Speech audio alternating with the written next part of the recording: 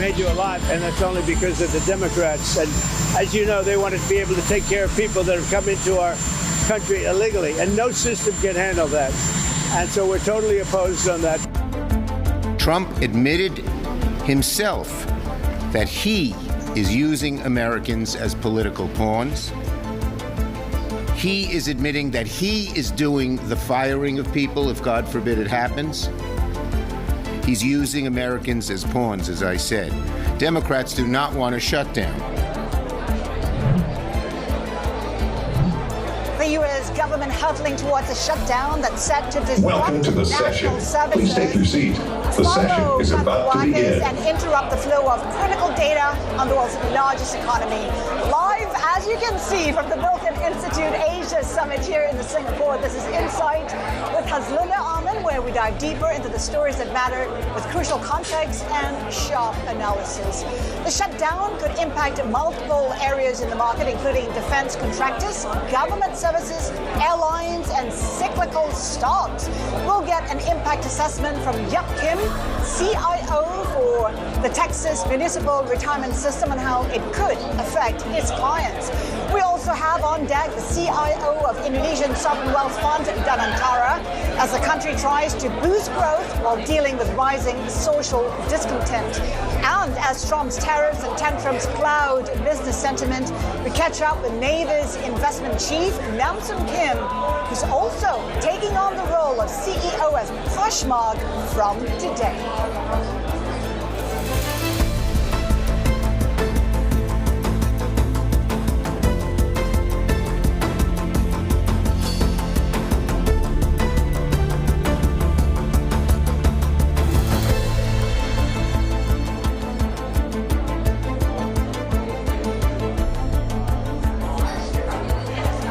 Top story today, the U.S. government is less than 1 hour away from a shutdown after Democrats rejected a stopgap funding package that did not address their demands. The White House Office of Management and Budget has already instructed government agencies to execute their plans for an orderly shutdown with no more votes planned in the Senate before federal funding expires. For more on this, let's bring in our senior editor, Derek Wallbank. And Derek, it is finally happening.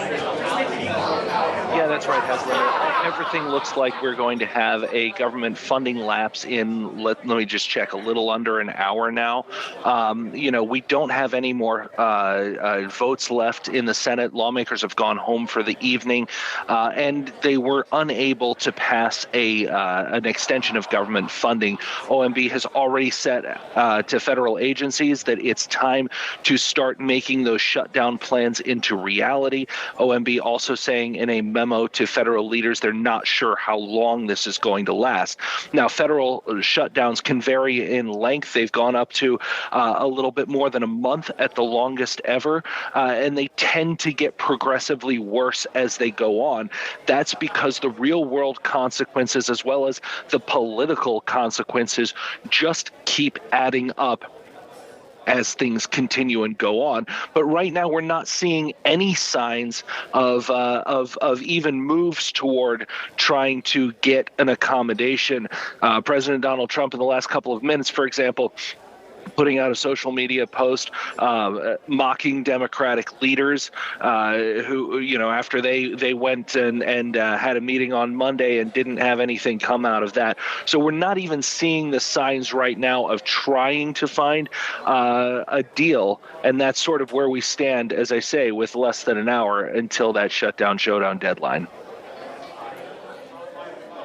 Well, Derek, we also heard from President Trump about expectations of massive job cuts. How might this play out? Well, Haslinda, that is certainly a threat that the White House has been making. The idea that instead of just furloughing government workers, they may actually cut workers who are not aligned with the White House's core mission here. That's an increased threat there, and that's sort of, I think, designed to put pressure on. We haven't necessarily seen signs that such moves are imminent, but it is a threat that's on the table. If something like that were to happen, you could anticipate a real sort of impact localized around major federal hiring centers, especially around Washington, D.C., in Virginia, in Maryland, in West Virginia, that sort of area. You could see a real concentration of difficulty there already. We're expecting some economic challenges because some employees who had been on the, sort of doge, don't come in anymore. Your job is being cycled out. Their job is cycled out as of a couple of minutes from now. And so we're already expecting to see some of those consequences, but this could be more than that. When you get a shutdown of any length, you do get economic interruptions. Some of that comes back, some of that doesn't come back, though. And so if this continues on, if it becomes more, if actions are taken to sort of, try and make it harsher, all of that could really show up in the real economy. And that is a pressing threat because that has impacts on stocks, on people's retirement plans, on what the Fed might want to do and things of that nature. So there's any number of consequences downstream the longer that this goes on. Derek, thank you so much for that. Bloomberg Senior Editor Derek Wallbank coming to us from San Francisco. And to get a better understanding of how all this will affect markets and portfolios, we'll be speaking later with Yap Kim, CIO for the Texas Municipal Retirement System Chief. We're, of course, live from the Milken Conference. Now, turning to closer to home, Indonesia. Bloomberg's been told that the country's sovereign wealth fund, Danantara, has received enough pledges for its plan to issue $3 billion of so-called Patriot bonds. Sources say up to 50 investors, including Indonesia's wealthiest tycoons, will participate in the offering.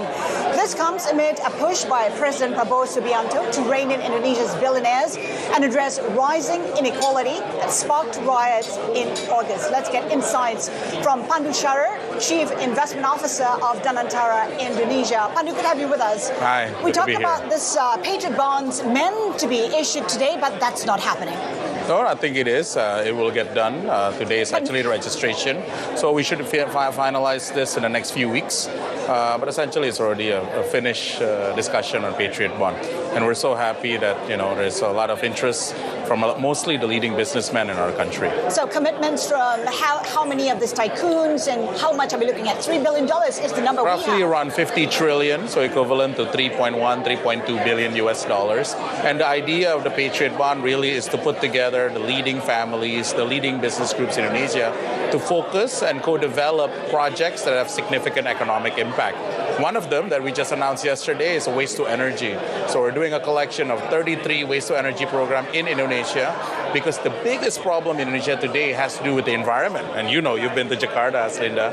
What this waste to energy project will solve that problem, and it has significant economic impact and some commercial impact. So that's really the purpose of Patriot bonds for projects that is like this, that has significant economic impact to our country. But the question is, why do you need this additional funding? We know that Danantara has already said it has enough billions to spend to allocate to the projects that you mentioned. So this is such a great question. Really, it's a signaling that there's confidence. One of the issues I know that have been mentioned in the press is about confidence into the country. This signals confidence that a lot of our business people want to join together and develop a project that has significant economic impact for our country. The thing is, these tycoons are paying 6% for the loans, but they're getting 2% yield. Economics do not make sense. I'm just wondering what's convincing them to do this. Yeah, so again, as I mentioned to you, the economic in my definition here is job creation, specific for waste to energy, issue with respect to environment. So for them, the way they look at it, I got a bond, my principal is protected, and at the same time, I can do good for Indonesia. Though they can get better returns elsewhere. They are. Even sovereign funds in Indonesia will yield 5%. Yeah, so the issue is not return in terms of commercial return. The focus really is on the economic impact on the projects they do. So for example, they have their own foundations, a lot of the foundations they do, and their focus is not on return commercial. For us, the way we look at it, this can be a way to have a platform together. We call it Patriot Bond, right? Aptly said. And the idea is to focus doubling down on project that has significant national impact to our country. Was there any pressure on these tycoons to participate? We know it's voluntary, but we've done some reporting. Some suggest that perhaps there was quite a lot of pressure on these tycoons to actually participate. They have been in Indonesia, I think, maybe longer than even the Republic, some of the largest ones. They've seen up and down in the industry. They see this as actually a significant way to contribute to the country back. And to be honest, among the leading business people I've talked to, at least maybe they tell me, they're very excited about this project because it can be run professionally in a very large scale. So they see it together among all the business people doing significant projects together. The first of its kind, right? We've not had this before. Are you planning a second one? Is there reason to think you might issue yet another Patriot bonds? So the focus is just do this and do this very well. Make sure that the project. Do this once or do this twice, who knows? But it what matters most, it has to have good impact, great impact economically. So we have to showcase. So that's why this waste to energy that we announced yesterday, and now I'm mentioning it to you, we have to be able to execute this well.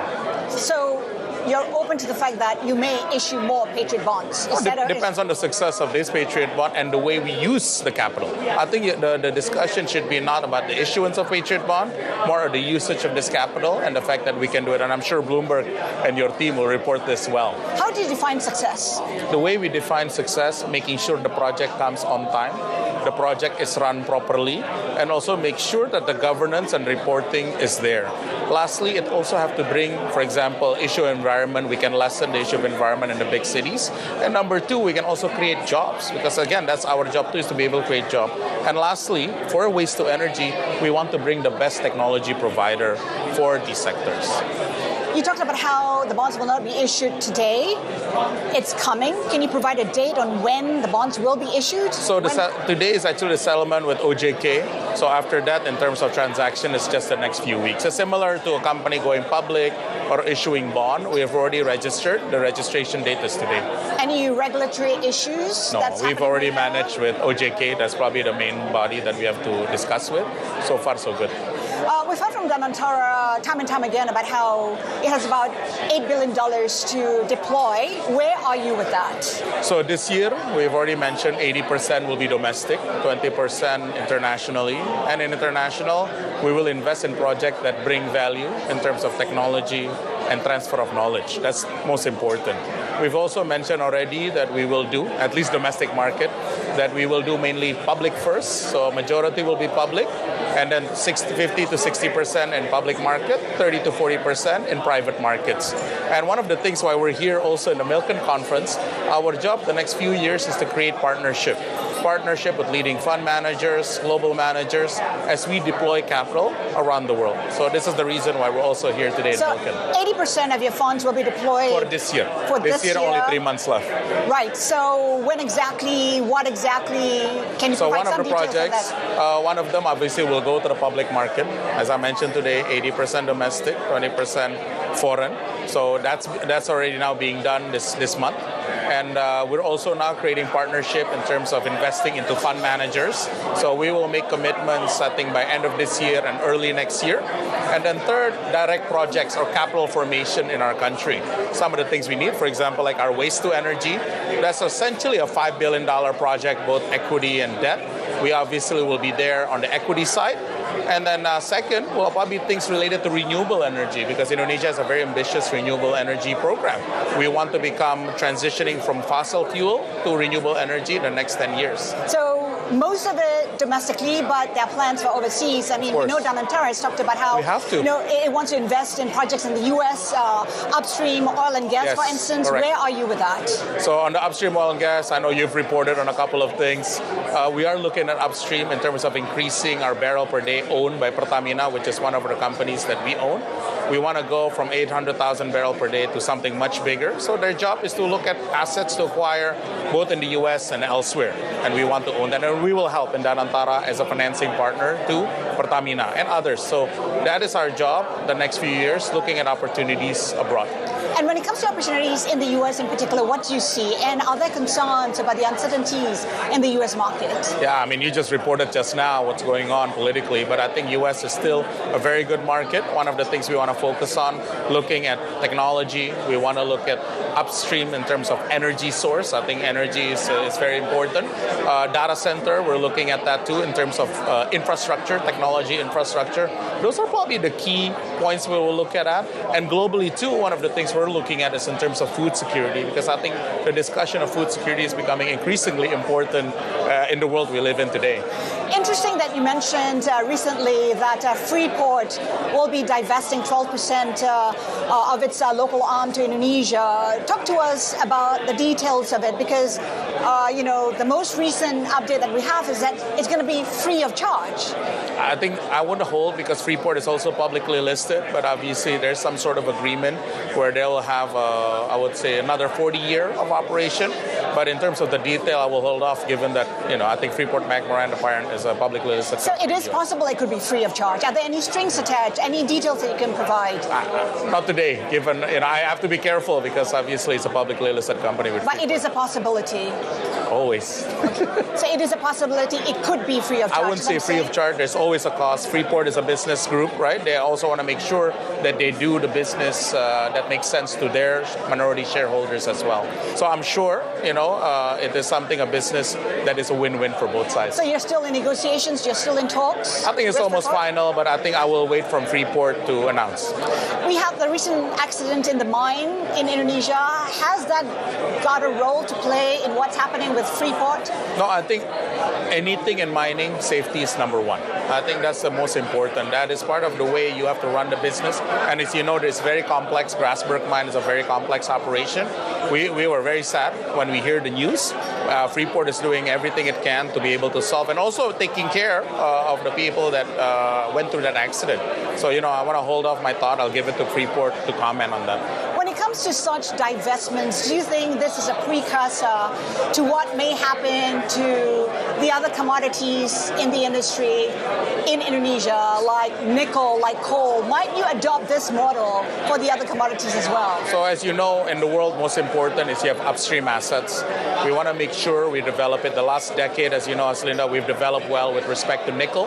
I think critical mineral is probably the global theme today of investment. We want to develop also the critical mineral we have and work with other sovereigns to be able to develop critical minerals for the daily use you're doing, your handphone, your cars, etc. So we will guard that jealously. We want to make sure we get the best economic value and the best commercial value out of it. When we started talking about Danantara, the issue of governance was front and center. We know that when it comes to governance, the state-owned enterprises minister oversees and, does the checks and balances of Danantara. Now that he has been replaced, been removed by the CEO of Danantara itself, what's the status of governance of Danantara? Who will be doing that? So, frankly speaking, Rosan, my colleague, is now the Minister of Investment. It's not unique, because we also have in Abu Dhabi, we have the Minister of Investment also serve as CEO of ADQ. So it's not something unique.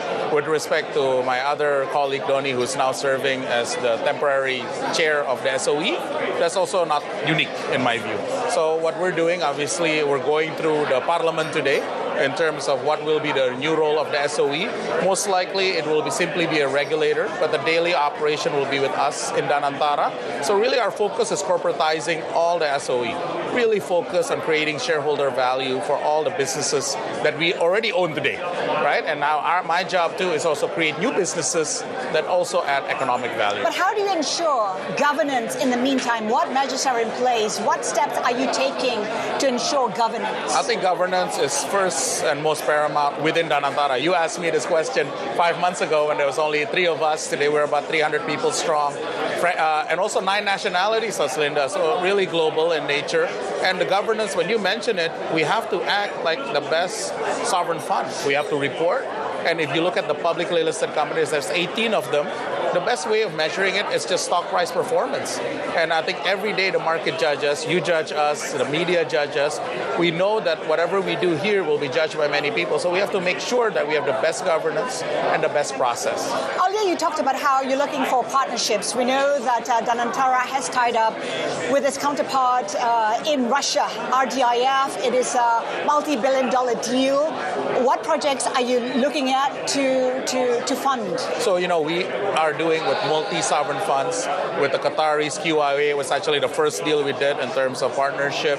We're also working with ADQ. We're also working with CIC that we've announced. So we are here to do partnerships with global institutions. And Warren, this is why we're here. The partnership with Russia, though, what's the plan?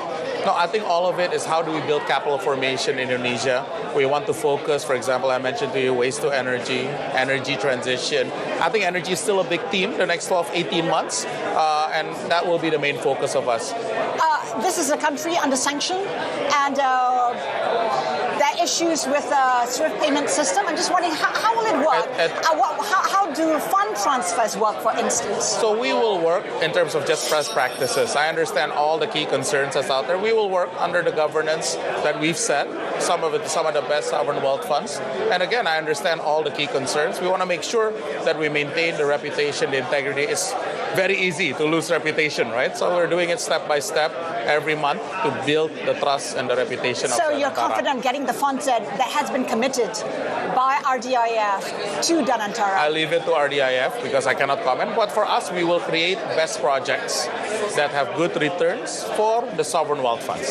Pandu, thank you so much for today. Thank you. Pandu Sjahrir, CIO of Danantara, Indonesia. Still ahead this hour on Insight. Plenty more great conversations from the Milken Institute Asia Summit here in the Lion City. We'll discuss investment strategies with the CIO of the Texas Municipal Retirement System, and hear from the President of Investments at South Korean internet giant Naver, who's also taking over as Poshmark CEO today. Keep it here with us. This is Bloomberg.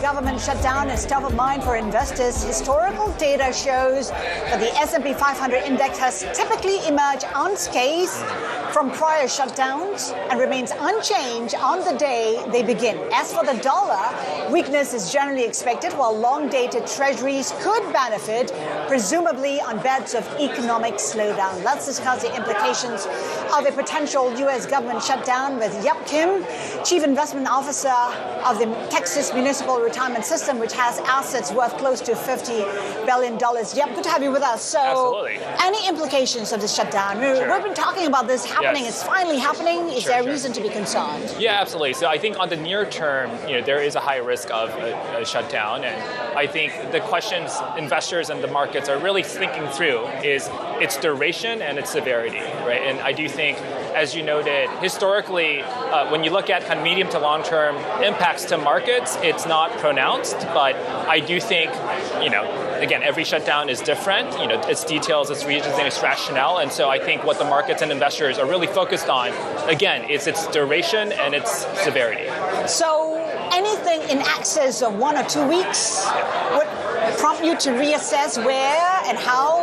Yeah, again, I think, obviously the U.S. labor market is, facing some headwinds, and, kind of what's at stake here is, a lot of the implications of federal employees and things of the sort. And so I do think its scale can be pronounced, and again, the duration will be very important, right? And the ultimate calculus on how markets react and, price in this risk.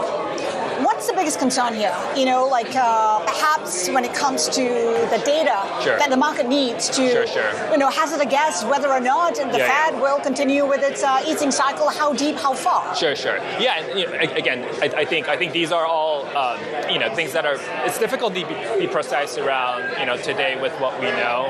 I do think the paths to kind of a good outcome in the near term seems less probabilistic, but again, I think these are kind of the components of the markets investors are focused on. So this is not shifting the needle for you, right? Because for you, there's no alternative to the U.S. market. It is the market you are fully invested in. Yes, and I do think ultimately, while we certainly pay attention to short-term market signals and noise, and again, this is not this is an important issue, but ultimately we are investing for the 5, 10, 15 plus years, and so where we're really focusing more time on really studying are the structural long-term forces that are driving global markets, and that's really where our team is focused on. Right? So where are you invested? What's attractive? What's the theme? Yeah, no, absolutely. So again, I think the three major structural drivers in the next 10 years is demographics, it's technology, and it's geopolitics. And where our team is really focused on, are on the 5 mega trends of digital transformation. Obviously, AI is something everyone's talking about today. Healthcare innovation, industrial resilience. Obviously, COVID and geopolitics has exposed the fragility in global supply chains, and also just the need for nations to build resilience and reshoring into the calculus of their national agenda. Obviously, energy modernization is a huge theme, right? As you have AI exploding, just the need for energy, right? There's businesses like utilities that was not very interesting for a very long time that has suddenly, given the 40% surge in power demand, has become very interesting. And lastly, on financial empowerment, right? Obviously, the financial markets is still early in its digitization transition, and this is also a very big story in Asia, right? Around financial democratization, providing more access to broader populations, and so these are kind of the longer term trends where we're really focused, and So why aren't you in Asia in a bigger way? Because when you take a look at the themes that you mentioned, like demographics, technology, you find them in Asia perhaps at at cheaper levels. Yeah, no, absolutely. And look, I think you're absolutely right. I do think part of the reason I'm here, in Singapore, is really to study, kind of how does the Asia story, asymptote, to these 5 mega trends, that I just shared with you, and I do think there are, I think the broader story, Asia will contribute to global growth in a very big way, right? And it's also important to study the Asia companies and markets because, about 30 to 40% of Fortune 500 companies, their end markets are in Asia, and it's amongst the highest growth, portions of their revenue. And so I do think it's important to be here, to be students of these markets. I do think holistically on an Asia private market standpoint, obviously India and Japan aside, we're closer to maybe a trough than a peak, right? And so I do think, kind of really studying this market at a time when not a lot of investors are, laser focused, I think could be a good opportunity. How about China? So as a tech-based investor, we are not investing in China and Hong Kong. Obviously this is another component of geopolitics. I do think prior to COVID, many U.S. investors, including endowment foundations, pension funds, etc., they were able to generate very strong returns, in China. But obviously, just given just this neck and neck competition, I do think it's, as a U.S. investor, I'm no longer allowed to invest in China. Right. And in terms of asset allocations, have you made any adjustments given geopolitics, given valuations? Sure. And, how are you assessing the attractiveness of public and private markets? Absolutely. I think most institutional investors today have, kind of quite robust, public markets portfolios, and concentration is a huge issue, obviously, with the Mag 7 and things of this sort. I do think, in the past 2 years, public markets have really outperformed private markets, and so it's been more of a challenging time, with higher rates and slower growth for private companies. But I do think, against that backdrop, I am still a very big believer in private markets returns in the next 10 years. when you have control-oriented operational intervention in a company, you're able to really generate alpha. And also, in the venture-backed, more innovation economy, there is a creation alpha, where you're creating something from 0 to 1, right? There is alpha there still to be had. And so, I do think a lot of investors, as they continue to grapple with, kind of their ballooning, public markets, portfolios, obviously, I think the excess returns going forward is probably narrowing a bit, but I do, we're really focused on, really upgrading and really solidifying our private markets portfolios across private credit, across real assets, and private equity going forward. If you're a big believer in the private space, are you looking to allocate even more? I know that in terms of private equity, you've already upped it from 16, I think 16, to 30 right now. Yeah, so we increased it to 20, our target is 20, and our allowable band is up to 28%. And so, again, I do think the median returns in private equity is probably coming down long term because you don't have the tailwinds of zero rate environments and what I would call unearned multiple expansion. But all that being said, I do think for the top quartile managers and for the best companies, they're still able to generate returns that are less correlated to public markets and really generate outsized returns, right? The delta between a median private markets manager and a top 5 percentile manager is still 1,500 to 1,800 basis points. And so the winners still keep winning in a big way. I think what you saw in the past 15 years is Tier A, Tier B, Tier C investors all generated Tier A returns. Now you're going back to a more normal market where only Tier A investors will generate those Tier A returns. Yeah. If you're looking at returns, you'd be kicking yourself if you didn't hold gold. Yeah. Some say it's not just about being a hedge anymore. You have to be invested in the yellow metal. Your thoughts on gold investments? Again, I think the fiscal situation of many large developed economies is a serious concern, and I do think many investors are very focused on different ways to hedge against kind of depreciating currencies and things of the sort. So again, gold has been probably one of the best performing asset classes this year.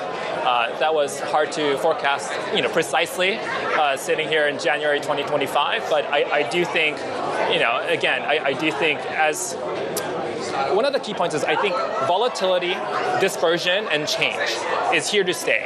And that's good for skilled, active investors and managers, right? And I do think, obviously the spike in gold prices is a result of increased, volatility, dispersion, and just viewpoints on currencies, right? And so, I do think that's good news for investors who are willing to get up every morning and really double down on their thesis, and really be thoughtful about their tactical allocations and tilts. But again, for the passive investor, it might not be the best.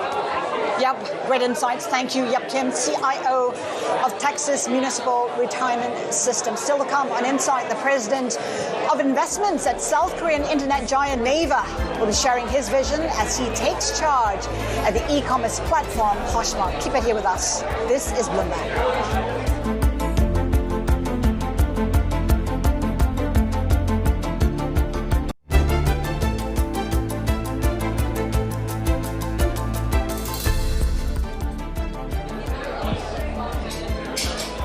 Welcome back. You're watching Insights, coming to you live from the Milken Institute Asia Summit here in the Lion City. Turning to Indian markets, a few minutes before the start of trading, investors are bracing for the RBI rate decision coming in the next hour. Policymakers are walking a tightrope with growth under pressure from steep U.S. tariffs. For more on this, let's bring in our South Asia economy and government reporter Anup Roy in Mumbai. Anup, it does seem like, economists, strategists are pretty much divided on what the RBI should do.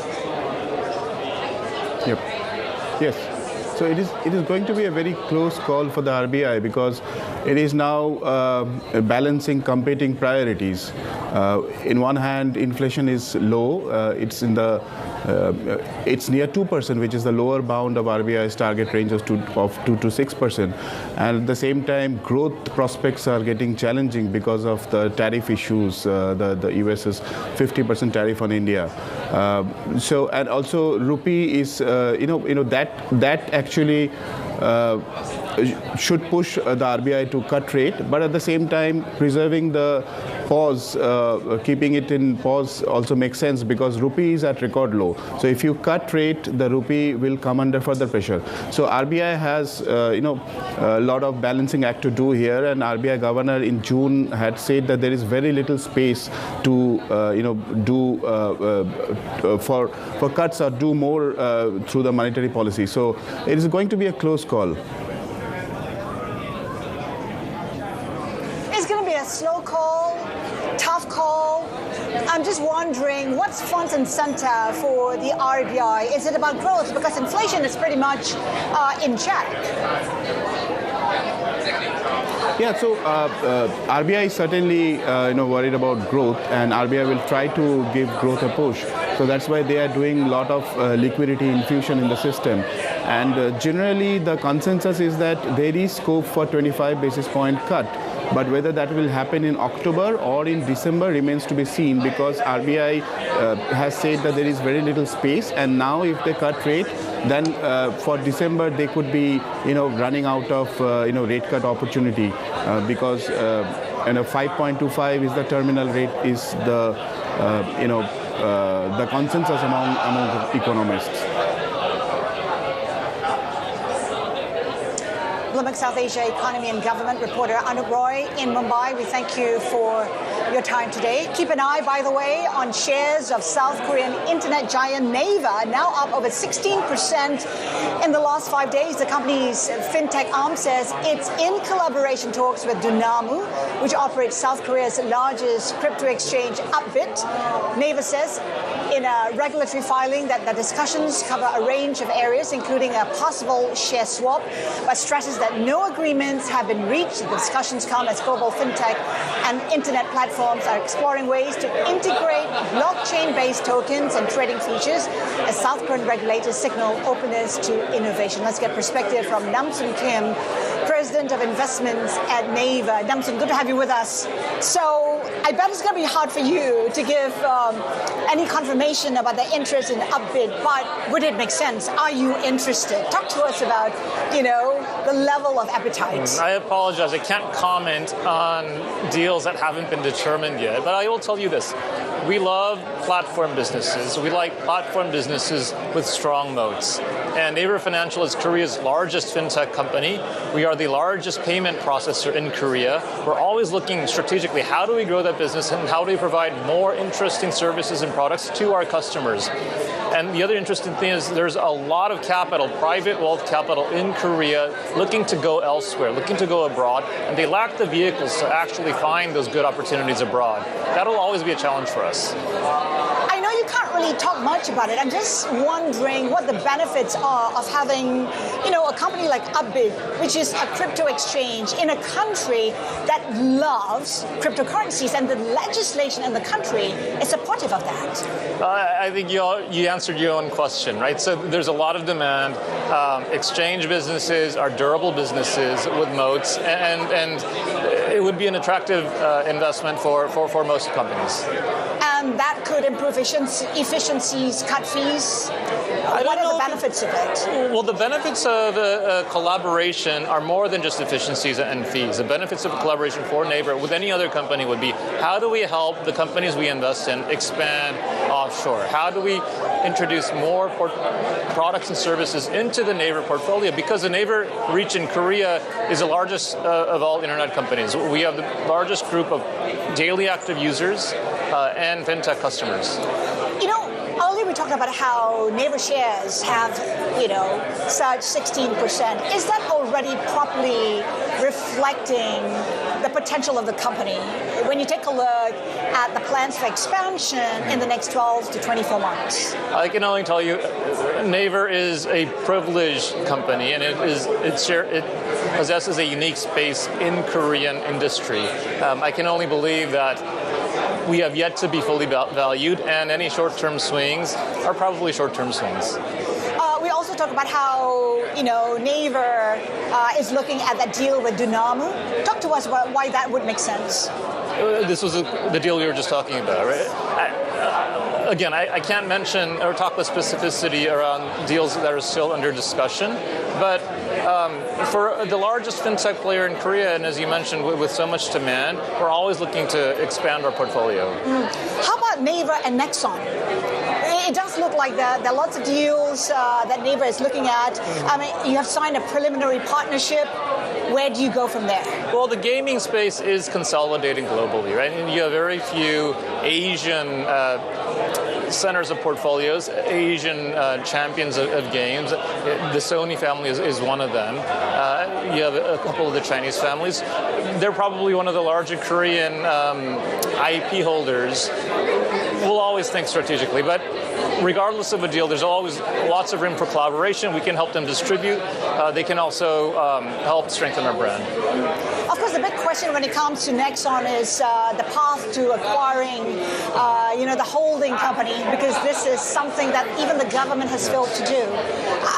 Is there a realistic path to that? How are you looking at it? It's tricky. You have tax regime considerations, you have estate considerations, and you also have a legislature that, in terms of inheritance tax, hasn't quite settled their bill yet. So, in terms of 1 to 10, the level of confidence, I think it's one of the most challenging structural things that you can see. But where there is a will, there's probably, if there's sufficient demand, if there's a strong buyer, I'm sure they can figure a way out. And we know that Naver is deploying capital. It has a lot to deploy to start with. In the space of AI, what would make sense for you? We're always looking through the full stack of AI. Naver is a leading AI player in Asia, the leader in Korea.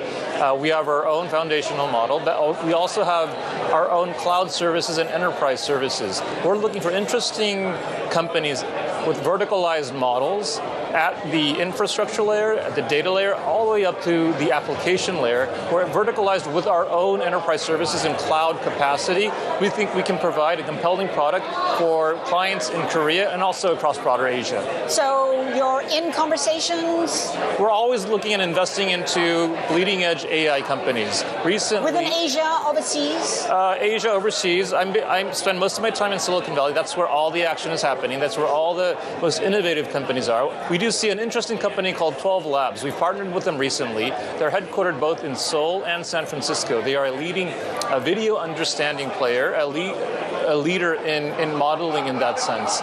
We believe that they've already made inroads into the largest media names in the United States, also to formidable government agencies to provide video understanding, security and surveillance understanding for a lot of traditional conglomerates as well. Would it be fair to say that we can expect deals to be announced in the next 12, 24 months? We always look at deals, and Poshmark was one of the biggest acquisitions that we made 2 years ago. You can see we're leaning into that. How do we improve that company? How do we accelerate the growth of that company and expand its global presence? And speaking of Poshmark, of course, you become officially the CEO of the company today. What's front and center? What's top of your priority list? Yeah, Poshmark, we believe, is becoming and will become a formidable destination for shopping. It's where shoppers can come to find branded merchandise at attractive prices, unique vintage products that you can't find anywhere else. And for Naver, our mission is to infuse our search technology, our AI technology into the company to reimagine how the shopper actually shops. It's kind of like recreating the offline experience where you stroll down a promenade or you walk into a shop and a concierge can help you. All of that, we believe that we can fairly recreate through the online experience. So that's our mission. So what kind of investments are being planned for you to realize, that vision? Yes, a big investment into the team, a big investment into talent, a big investment into... Can you quantify that? Is there a number you can attach? I can't quantify that yet, but it's considerable. We're making mostly talent into infrastructure, into really expanding the business. Interesting that it is all coming at a time when we're seeing, tariffs being imposed. Would a model like Poshmark benefit from the tariffs being imposed? Of course. I mean, tariffs give us tailwinds, but beyond tariffs, I think with a long period of accumulated inflation, widening disparities in income and wealth, provide a good opportunity for destinations where you can find beloved branded merchandise at attractive prices. And we're more than just a reused or pre-owned merchandise platform. We're more than just C2C. The lines there, the boundaries are blurring. So whether it's new, whether it's old, especially the younger generation, those distinctions don't matter anymore. What are the risks to the business model? Well, we believe more upside than risks, and it's our job to really capture that moment. It's who can actually reimagine shopping, who can make it the enjoyable experience that it is offline, who can recreate that online before anyone else does. We believe we're very well positioned to do it with a well-capitalized parent like Naver, with a well-capitalized tech stack like Naver has, and the capital and the ambitions to expand, including the brand and the trends coming from Korea. We believe Poshmark can be a destination where you can also discover up-and-coming K-beauty brands. In terms of the markets that will drive the growth at Poshmark, which ones might they be? Well, Poshmark is North America primarily, so it's the United States, it's Canada. We do have ambitions to grow outside of those two countries. We see many similarities across Korea, Japan, and the U.S. in terms of consumer preferences, and also a wealth of high-quality inventory. All right, Namsun, great to have you with us. Thank you. Namsun Kim, President of Investments at Naver Corp. Now, it is a noisy Milken conference here. Before we go, a look at tomorrow's program, and crypto is in the spotlight at the Token 2049 Summit in Singapore. Join me and my conversations with executives at Robinhood, Ethereum, and Circle. That is it for Insight. We'll also, of course, be keeping up with the government shutdown in the U.S. That is it for Insight here at the Milken Institute. Keep it here with us. This is Bloomberg.